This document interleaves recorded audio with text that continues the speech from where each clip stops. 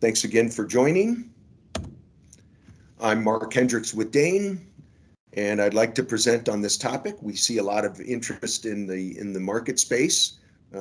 Many charge stations are installed that are considered to be safe, of course, but neglect the effects of high-frequency transient events. And really, what this results in is charger downtime, and it's a real issue in the market space. We want to look at how to improve charger operations, and we look at lightning protection standards, how surge protection, air terminals, down conductors, grounding, and bonding are selected. We'll be looking at the IEC 62305 and NFPA 780 standards. We draw upon those to offer real guidance that improves the resilience of charger stations. We'll use some reference to the pillars of protection and look at how we can use these principles to produce a more resilient charger station experience for the users and the market space. A quick introduction to DEHN. We do lightning protection, earthing, grounding, bonding for the last 110 years. We've introduced surge protection products, various types of lightning protection products, software modeling techniques, manufactured products in Germany. We consider ourselves the leading specialists in this market space because it's what we focus on. It's our day-to-day focus. So a particular photograph I love to draw upon because it gives you so many of the aspects of lightning protection. It certainly is a pretty good campaign to not stand underneath trees during lightning storms. But you see a lot of other things going on in this photograph. In particular, you see these tendrils, these step leaders that branch off to the left in this photograph. And really it's a great demonstration of, you have the main lightning channel, of course, striking the tree, but you have these other smaller step leaders. And this is a really great method to demonstrate what's called the rolling sphere method, because it's that electric field that the charge provokes in the atmosphere. So just before the final step leader attaches to that tree, it's provoking an enormous electric field in the space around it. And all of the objects in the vicinity are affected by this electric field. So the strike could go virtually any direction, and the lucky path wins, and from whatever dielectric breakdown or atmospheric conditions in that direction favor the formation of the final tendril and the step leader and then the main lightning channel. But all of the other objects are being influenced by this electric field. So when you're out on the golf course or the soccer field and a lightning storm's approaching and you feel that tingle at the back of your neck, you are provoking these types of tendrils. So it's always best to take shelter during lightning events. So the pillars of protection, this is really a fundamental spot that we like to look at really virtually any structure, any electrical operation. These principles apply. So it's basically what Ben Franklin discovered in 1752. The air termination system gives the step leader a preferred attachment point that's just a little bit above the object, but it provides a better path for lightning. So lightning will tend to strike the air termination. And a down conductor system to divert that lightning energy to ground into the earth termination system, which is really the buried ground rods and copper structures that are all below grade that are dissipating the lightning currents into the earth. Two other principles come up is separation. If you're not going to attach to it, you want to separate from the lightning. And that's where separation distance, bonding distance, these are typical types of terminology you'll see in the industry. Finally, lightning equipotential bonding. And this is where you want to produce an equipotential plane. Think of the bird on the wire. Everybody goes up, everybody comes down. You don't feel the difference between metal objects, and that prevents arcs and sparks and incendiary conditions and dangerous conditions where a user could actually be hurt while for instance, charging at a charge station.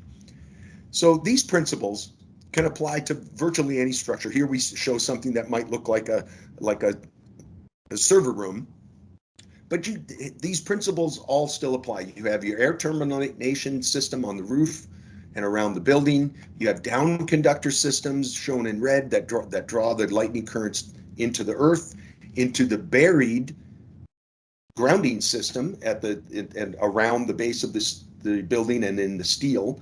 And now you have bonding around the system, and you have electrical surge protection, which serves to equalize the potential on electric power wires and data signals, conveniently shown in red and yellow respectively. So you're not just protecting the power, you're protecting the data. And then as you, in this type of illustration, we see that as you move further into the building, like a data center, you get more and more higher levels of protection. Think of it like an operating room. You don't do the surgery out in the middle of the front of the building. You do the surgery well protected within layers of protection. And that's what you can build with lightning protection systems. You can have more and more protection around the structure. So these principles do apply directly into the charging world. And here's a nice illustration of something that might be a home charger, for instance, and you'll have the electric service feeding the charger apparatus, and then that feeds into the cable and the actual paddle that feeds the energy into the car. So in this case, the real asset that you're trying to protect, of course, the house, to prevent fire and damage to the home, but you're also protecting that valuable electric vehicle asset as well. So it really implies several key principles of grounding, bonding, and application of surge protection adjacent and as close as possible to the victim that you're trying to protect. So in an image like this, you'll see the application of surge protection on both the power and the data that might show the charging status. And you want to pay a lot of attention to grounding and bonding, like things like the master ground bar and other bonding principles around the house. Here's another common example, and you see a lot of the same principles, where you have the charging pile out on the street or maybe next to a curb. You have delivery of the AC power from another transformer nearby, and the application of surge protection at both the power feed and the actual, as close as possible as you can get to the actual vehicle and charging apparatus. And here you see the same sorts of principles: electrical surge protection, grounding, you have opportunity and opportunities to apply proper ground and bonding principles. So it's really taking that initial pillars of protection and applying these principles wherever possible and to produce the most resilient operation. So here's just a real top level 10,000 foot view of the prevailing standards, the NFPA, UL, IEEE standards that you see commonly employed here in the United States. And in addition, the parallel standards that we see in pretty much most of the rest of the world that uses and adheres to the IEC and EN standards for lightning and surge protection. So NFPA covers the installation and materials, and it does touch on the design. It uses what I like to say is an example type approach, where it shows the most efficient way and the safest way to apply lightning protection principles on different types of buildings. It draws upon UL 1449 for the surge protection devices and UL 96 for the actual air terminals and grounding materials for lightning protection applications. We'll also draw heavily on things like NFPA 70, which is National Electric Code, IEC C62, which are suggested application committees where we can meet and discuss the best methods for safest application. In parallel, you'll see the IEC 62305, lightning protection multi-part standard, and it draws upon IEC 62561, lightning protection materials, and IEC 61643, surge protection devices for both power and communications. What you tend to find is that the EN 6000 series of electromagnetic standards, they're pretty well coordinated and really draw upon each other for very similar applications.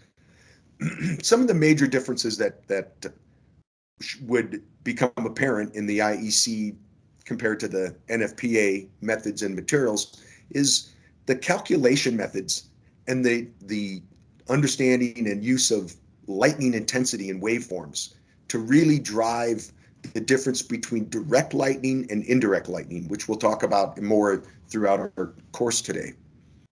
You'll see a lot of emphasis paid on the risk analysis, and it gives you the methods. The result of the risk analysis indicates what you should do to protect your structure. And it will fall under the same things we've seen already: the air termination, the down conductor systems, and the earthing design.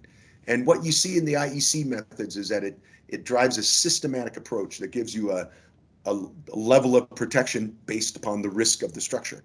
Let's take a look at NFPA 780 and UL 96. This is very straightforward. It's very effective. These NFPA standards been in use over 100 years. It's widely accepted here in the USA. It's part of the understanding of lightning protection, and it applies the same principles that we've already discussed. Exactly what Ben Franklin came to understand. It looks at air terminations. It looks at the where to place the air terminals, where to place the down conductors. Here's a couple of methods that are used within the NFPA 780. It follows the rolling sphere methods. It also uses what's called the air terminal placement example, and that's with a pretty good understanding of the behavior of lightning. It tends to strike the edges of a building, so the emphasis you'll see on the air terminal placement is around the edges of the structures. And there's also, of course, you'll see things like the protection angle, and this is very commonly used at places like switch yards, electric utility, transformer switching yards.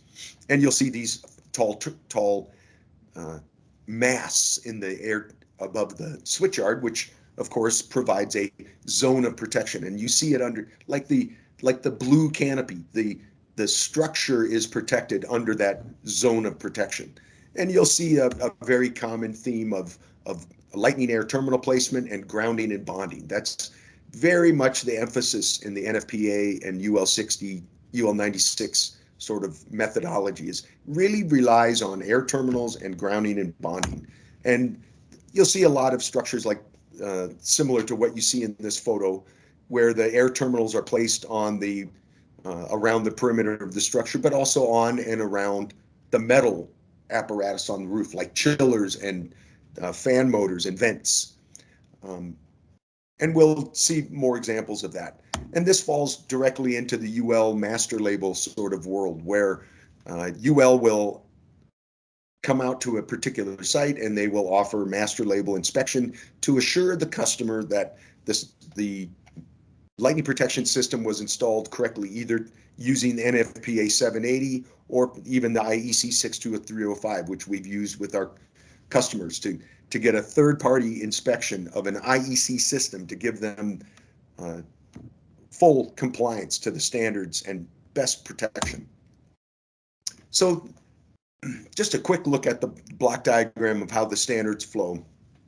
The IEC standard starts with an understanding of the principles and the parameters of lightning, where the things like the waveform of lightning is defined, because the severity of your risk depends on the severity of the lightning. And so from the principles, we derive the risk calculation methods, which are quite similar in NFPA 780, very similar approach to risk calculations. And that gives you a level of risk, and you apply the measures of protection to address your level of risk. And ultimately, that takes the form of materials and methods that follow 62305 Part 3 and Part 4 for surge protection devices. And within the IEC book of reference, you'll use materials that have been tested to the requirements of those waveforms that we've recognized. So the lightning rods, the connectors, the isolation elements, fasteners, they're all tested with lightning injection. So a look at risk analysis. This is an example of what you might see from the IEC methods. And what we do is we'll take a very close look at the actual site and help understand what sorts of strikes that can be expected. These are data that you see from a company Vaisala, very popular lightning detection system. And what you see here are the colors represent the days of the week where a particular storm came through. And what you can see is that it comes in as like episodes, where on a particular day you see a lot of these light blue strikes. And here in particular, on a particular day of this study, you see a tremendous amount of green strikes related to the timestamp for that particular day. But from this type of data, we can build a risk model. And the risk tells you if you do nothing, you may have an unacceptably high level of risk as compared to an industry accepted threshold. So for instance, the threshold for life safety is 1 in 100,000. 1 in 100,000 events, we want to keep a very high threshold of safety. And without the application of protection measures, you see that you're almost 1,000 times over the risk level. And if you apply appropriate measures, which we show that we can apply measures and reduce the risk to less than a third of the industry threshold. So if you're protecting an asset like a school or a hospital or a charging station where the risk of loss of life is unacceptable, then you want to apply suitable measures. And so the risk report takes these factors into account. We develop essentially a very strong model, and the result is the application of measures. And in the IEC methodology, you can apply higher or lower levels of protection to address higher or lower levels of risk. So the highest level of risk is called LPL1, and that accounts for virtually any lightning that's understood. So you'll capture 99% of the lightning type energy. And what that shows up as is what we understand about lightning is that baby lightning, low levels of lightning, for instance, a very low level strike like a 3 Ka strike, has a smaller step leader attachment distance. In other words, it provokes a lower electric field, and you'll have smaller step leaders, shorter distance, which means it can get into all the nooks and crannies around your building. And the higher levels of risk, 2, 3, and 4, are understood to be a larger step leader distance, which is the result is that you need more lightning air terminals if you have higher risk. That seems pretty reasonable. And so we look at things like the mill standard, and we understand that the mill standards are, of course, very, very low appetite for risk for mission critical type applications. And what we understand is that the mill standard looks a lot like the IEC definition of lightning. What's used in the IEC methodology is a 10 by 350 strike, which is a long duration strike. And what shows up in the mill standard is something that looks a lot more like that long duration, high intensity, long duration strike. And this is one of the advantages that we like about the IEC methods is it gives you a really clear understanding of the lightning definition. This chart to the right is taken from the data from the StrikeNet, and it shows you that there's lots of events that occur in the middle, down here in the maybe 10 to 20 Ka of lightning. And this definitely lines up with the NFPA 780 definition of lightning. They give you a 20 Ka pulse definition for the SPD surge performance.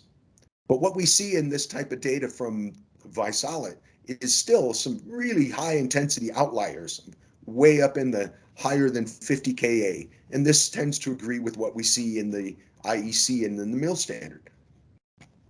So some of the other methods of applying surge protection, but it tells you for the different type of class, depending on your risk, it tells you a smaller or larger rolling sphere to address that level of risk. So you'll see things like a smaller rolling sphere that gives you the ability to reach all the nooks and crannies. We also apply the protection angle method, very similar, where you have a mast and the things that fall under that angle are considered protected. And there's also something that looks like the mesh, which is approximately equivalent to the air termination method that you see in NFPA 780. There's some similarities to those methods.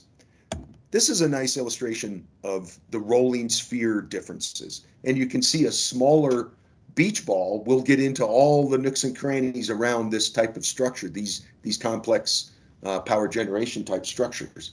And a larger rolling sphere, which would equivalent to a lower risk, is a bigger sphere. So you need fewer air terminals. But we also address grounding and earthing as part of the risk analysis. And if you have more risk, you'll need more grounding conductor, deeper earthing rods, more connections below grade, not just the air terminals above grade, but we also address the buried air grounding system because you have more lightning to disperse. So we use these methods and it gives you a really good calculation base that you can work with your customer and show them calculated methods. And of course, we'll do a great deal of modeling of the earthing and the grounding structures. And we'll take a look at this more as we proceed through our slides today.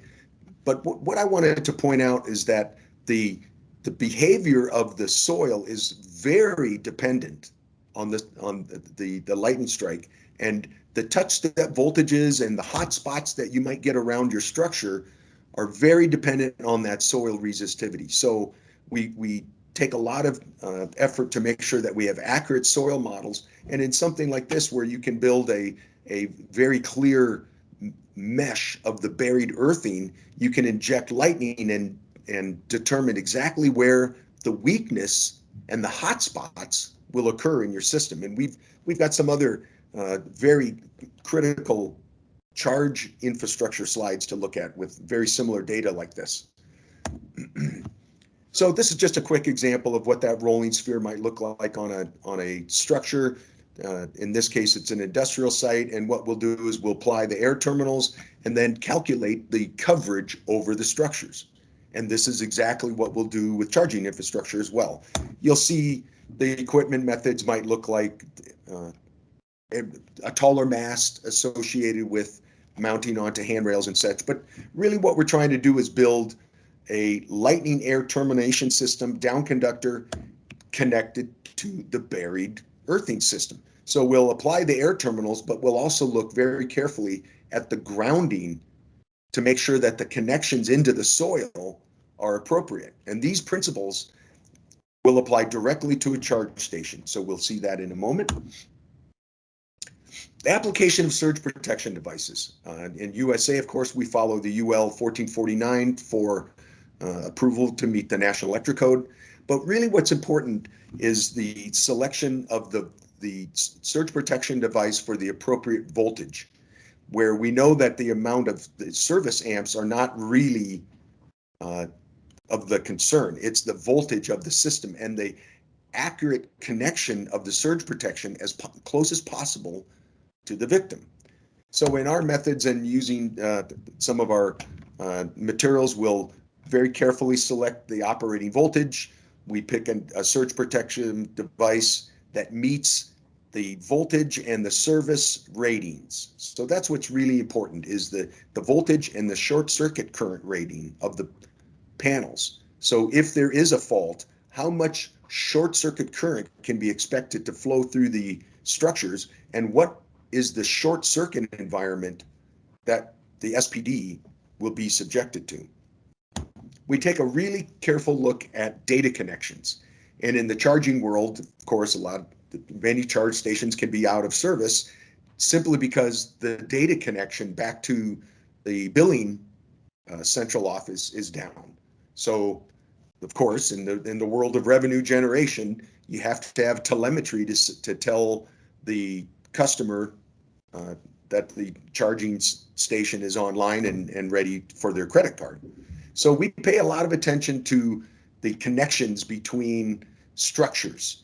And in this sketch, this is really useful to understand the differences between bonding systems. And this is actually part of the trouble that we see in the charging world, where there may be a grounding system at the building, but by the time you get out to where the charging structures are, it's a separate or completely different grounding system. And we'll see some really good examples. But I want you to put this sort of image in your mind's eye, that these separate grounding systems can now create a tremendous ground fault type loop around these structures, because different grounding systems between the master earth bar 1 and 2 can generate significant voltage differences. And so what's really important about a slide like this is to make sure that you apply the shielding correctly between these structures. You bond one end of the shield and you lift the other end of the shield, and then use a gas tube type device to equalize during the surge event. And this is the type of product that may serve that purpose. So back to that discussion of grounding systems, it's important to understand if you have a balanced or unbalanced type data circuits, and this leads to the correct selection of surge protection devices that do several things. They're protecting the data system, and they're meeting the suggested levels that you see in the standards. And so what's important about data protection is to apply the right products that have suitable surge withstand so that the system is properly protected. And something as simple as a low voltage 4 to 20 milliamp control loop can take down an entire charge station based on things like access badges or other data control circuits. So the AC power may be working fine, but if you lose your data, the charge stations don't work correctly. And then you see different types of devices that can be installed on different loops out near the exposed environment. We have surge protection devices for power over Ethernet that might be on the security cameras, indoor and outdoor rated type products. These have to be applied directly at, as close as possible to the cameras or other data collection apparatus. So lightning has many different flavors. Who's who in the zoo? Well, what we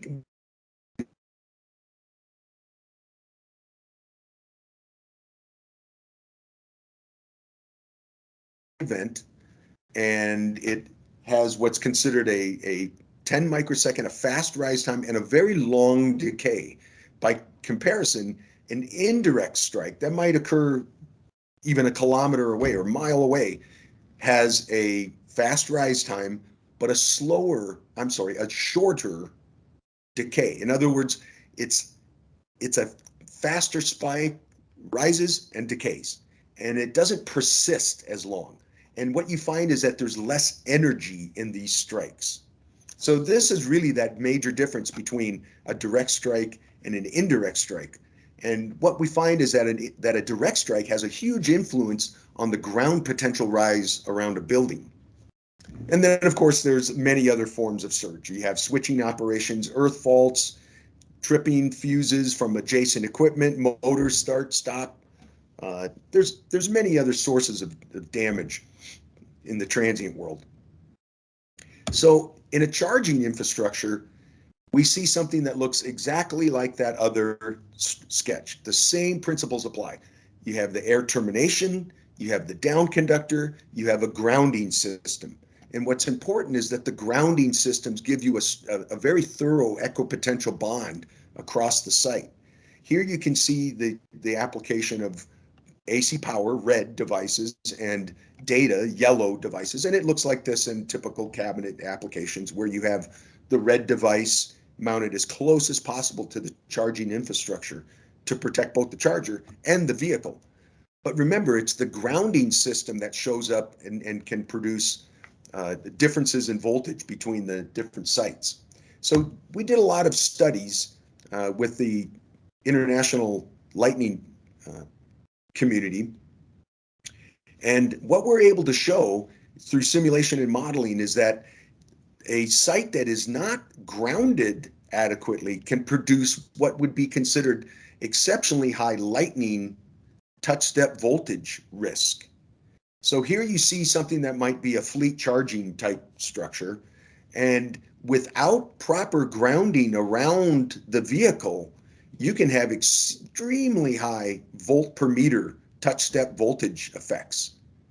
And this gives you what I would say is a severe potential between the earth and the housing of the vehicle. So if you're standing adjacent to the structure and there's any sort of high frequency lightning event, you can have an extremely high dangerous volt touch step potential around the structure. If you ground the structure with a what I would say is a very rigorous approach to earthing and grounding, you can produce a very strong equalized potential around the structure. So it reduces that extreme from, I'll call it from red to blue. So you have this huge gradient, and here you can smooth out and spread out the gradient. So it's not as steep directly around the vehicle. So there might still be a high voltage, but everything rises together. You don't have that very steep voltage across your feet. And that is the result of improved grounding. So you'll take a look at a typical site, and here we see something that might be commonly used out in the field. You have the power cabinets separated from the actual the distribution panels. And what you have is an opportunity to create a very clean equipotential grounding system between the power generation and the charging units, and the application of surge protection directly at the victim as close as possible. So anywhere more than 30 feet apart, you'll need surge protection on both ends of these apparatus. This tends to look very common in the deployment in the field.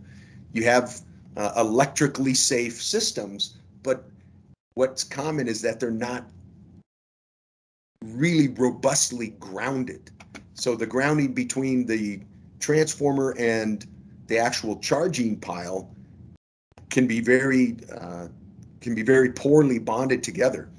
In an image like this at a fleet charging station, you can see you've got electrical panels, and so we know that it's electrically installed safely, but it's very difficult to know if lightning strikes around this canopy, you're going to have huge voltage differences between the metal, and this leads to that high voltage gradient between different types of equipment. So what's really important is to consistently apply the same principles we've been discussing. Air terminal placement, like you see in this photograph. This illustration shows you air terminal placement, down conductors into the soil, separation of the lightning from the structure so that you don't induce lightning into the structure if possible, the application of grounding and bonding around the site to produce a very clean equipotential gradient across the site, and the application of surge protection devices as close as possible to the equipment. And so this theme is very similar throughout applications. Here we're giving the suggestions for the AC power and the data acquisition type networks. It will look very similar to what you see in real world applications where you have the isolated lightning protection, and it's reducing the stress in the electrical equipment. You isolate the lightning away from the victim. You'll see examples that are pretty common in the charging infrastructure world, where you have things like solar panels that are adjacent to the charging infrastructure.